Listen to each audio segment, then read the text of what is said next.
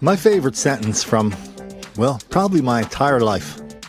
I just read it a couple days ago. I think it was in Variety. They were doing a review of the new miniseries, When They See Us, by the world's greatest director, Ava DuVernay, director of the world's greatest movie, A Wrinkle in Time. Anyway, they were doing a review of it, and they said, and they used the word unencumbered because they were talking about her, about Ava DuVernay's new miniseries about the Central Park Five, and they said they really enjoyed her unencumbered view. They enjoyed the fact that her view was completely unencumbered by any attachment to reality whatsoever. Here's a little quote from one of the reviews from Slate. And they're talking about When They See Us. And it says, her approach is refreshingly unencumbered, unlike, say, the various works about O.J., which explained the long racial history in L.A. to help us understand the socio-cultural movement. In this specific quote, in this specific instance, there's actually a withering assessment of those very socio-cultural forces. They were simply racist. There's no reason to overcomplicate it. Wow. So in that spirit of being unencumbered from the truth, unencumbered from reality, I'm going to tell you with 100% certainty how all these hundreds and hundreds and hundreds of black movies showing black victimization and white racism, how they all get made. So somebody, could be a white person, or maybe a black person's with them. They walk into one of these big studios, or they walk into some, big company with lots of investors, and they go, I would like to make a movie about white racism and black victimization. Now, I don't know if it's going to be a documentary or a drama, but I'll figure that out later on. All of a sudden, the white guy starts fumbling. The head, the guy's taking the meeting, the film executive, he starts fumbling around in his top desk drawer. And the people in front of him go, hey, are you listening to us? What's the matter? You have something more important to do? And the guy goes, no, I'm just getting out my checkbook. How many zeros should I put on the end of this check to give you money to make your movie about white racism and black victimization? And the only answer is, well, how many you got? That's how these movies get made. That's how these hundreds and hundreds and hundreds of movies get made with all the same message, white racism, black victimization. I'm kind of grateful to Comcast for putting them all in one place. And, did you know there were so many? Look at them all, one after another. And guess what? These are just the recent ones. These don't even go back. I don't even think on this list, in these pictures, you're going to see the picture of the film. What was that picture with the three black women who saved NASA? I forget what it's called. How could I forget that? I'm a bad person. And so anyway, I was surprised, and if I'm surprised, maybe I think you're going to be surprised too at how many of these there are and how they just keep getting made over and over and over, every single one. No, I didn't say most of them. I said every single one is detached from reality. Well, here's another group of films that aren't listed in this little list. All the ones that Google and YouTube paid tens of millions of dollars to make. Yeah, they paid tens of millions of dollars to just sprinkle money over filmmakers as long as they talked about white racism and black victimization.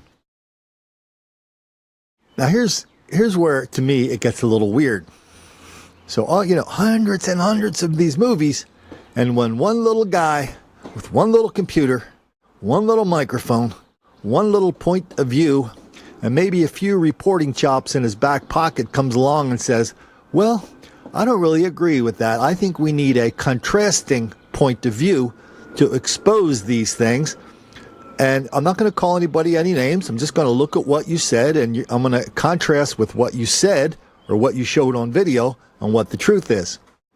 And the truth is, black crime and violence and dysfunction is wildly out of proportion in this country.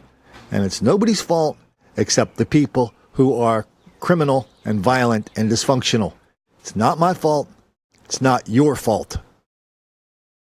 You know, all of us, as we go through life day to day, our single biggest challenge from the time we were children is learning how to take 100% responsibility for our own lives. And when you cross that barrier, if you ever do, that's when you cross the barrier from being a child to being a fully functioning adult. That's really an essential part of the path. I don't see one of these movies, one of these things you're looking at right now that's ever even gotten close to getting anywhere near that barrier. So why don't we look at a couple of trailers, almost, I don't use this word lightly, picked at random from the Comcast Black Movie section. So if you go to that Black Movie section, you're not only going to see lots of black documentaries and black films, you're going to see lots of black networks. So it's kind of a rabbit hole. Once you go down and start clicking, there are many rooms in that house. So we can't possibly talk about everyone, but why don't we get a little flavor of the fairy tales that people, black and white, are eagerly ingesting every day. Today's Sandy Speaks is going to focus directly on my white people. What I need you to understand is that being a black person in America is very, very hard. I will light you up. Get out! Wow. Now! Sandy called me, let me know that she had been arrested. How do you go from failure to signal a lane change to dead in jail by alleged suicide?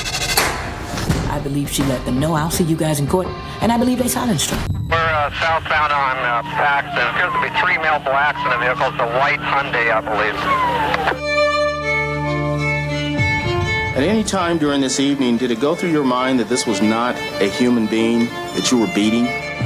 The police approach black men as criminals first and citizens second.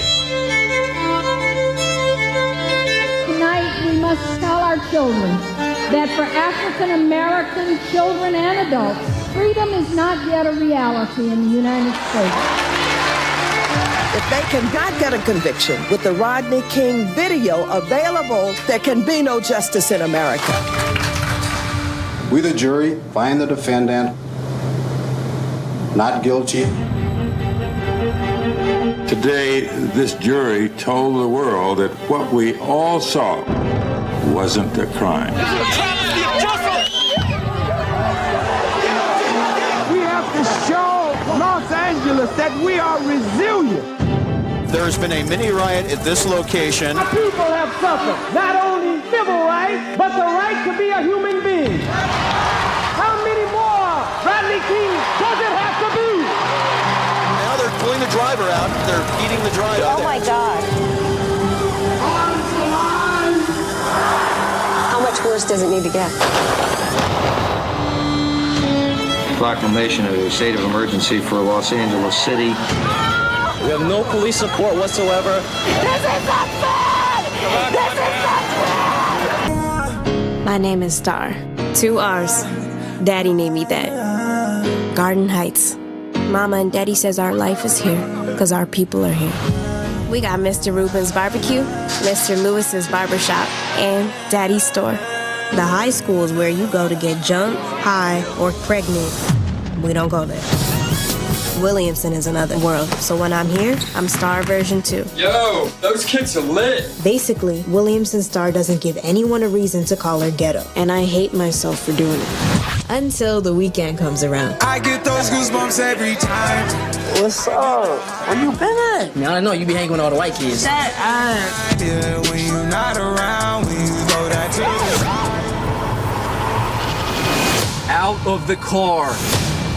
Yo, Star, you okay? Go back where he told you. Khalil, I'm not playing. Go back where...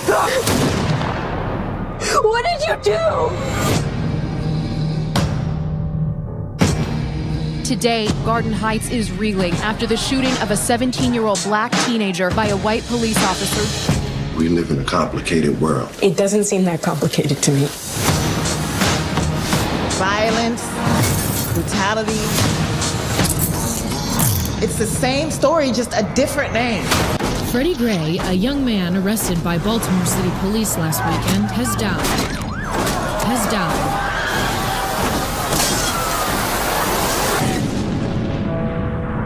The Freddie Gray incident wasn't the cause of the uprising. It was just probably that last straw that broke the camel back. After decades of crying out. What do we want? Justice! And when do we want it? Now! History will one day look back and identify this year to define when American policing began to change. I mean, something at that moment, like, snapped inside of me. It was just like, I can't just sit on the sideline.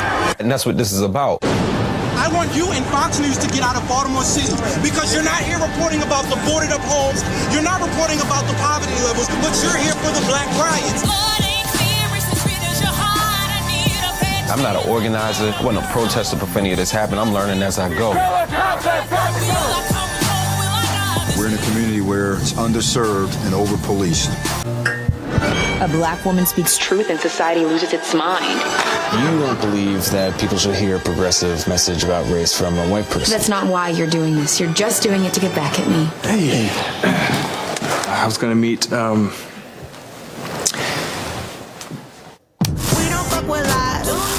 not a white nationalist. You want a cookie or something? I've always said to be a Negro and relatively conscious is to be in a rage almost all the time. Damn, Alec Baldwin was a genius. Is my mom here? It's just us. You and us. Who you were in the park with? I don't know names. I just got lost. Where did you see the lady? One lady. The female jogger was severely beaten and raped. Every black male who was in the park last night is a suspect. I need all of them. What's going on with my son? Your son was involved in rape in Central Park. What? No, wait a minute. Wait a second. They saw you rape the lady. I didn't see a lady or hit anyone. I didn't see any lady. Kevin. I didn't see any lady. I want to see my son right now. Right now. Whatever they said I did, I didn't. I know. Nothing in these boys' state matches the central facts of the crime. All we need is for one to tie this whole thing together. These tapes are not as clean as the state would have you believe. There is injustice happening here. There is not one shred of evidence. Imagine the frenzy of these teenagers ripping off her They clothes. are innocent of these crimes. They are guilty.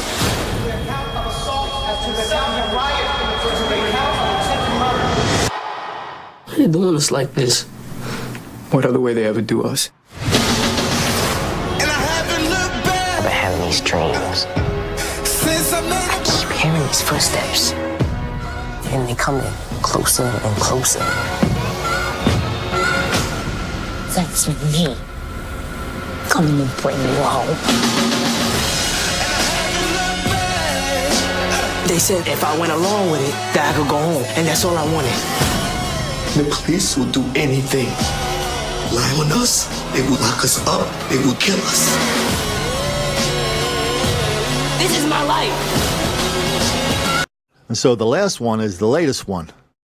It's the When You See Us about Central Park 5. The great Jack Kerouac, he's written a couple articles closely detailing with facts exactly what happened that day and how the people that were caught, released, and received $40 million from Bill de Blasio for being unjustly convicted were guilty as hell. I'm going to get Jack on this on my podcast and on my videos pretty soon to talk in some detail about that. Please, sir. I want some more. What? In the meantime, enjoy your black movies. And if you happen to think when you're watching them, hey, where's the contrasting point of view? Where's the other point of view? Is there one? I wouldn't suggest you say that at work or at your church or maybe even at your family picnic, because that is guaranteed to make the black kids angry. Don't get the black kids angry.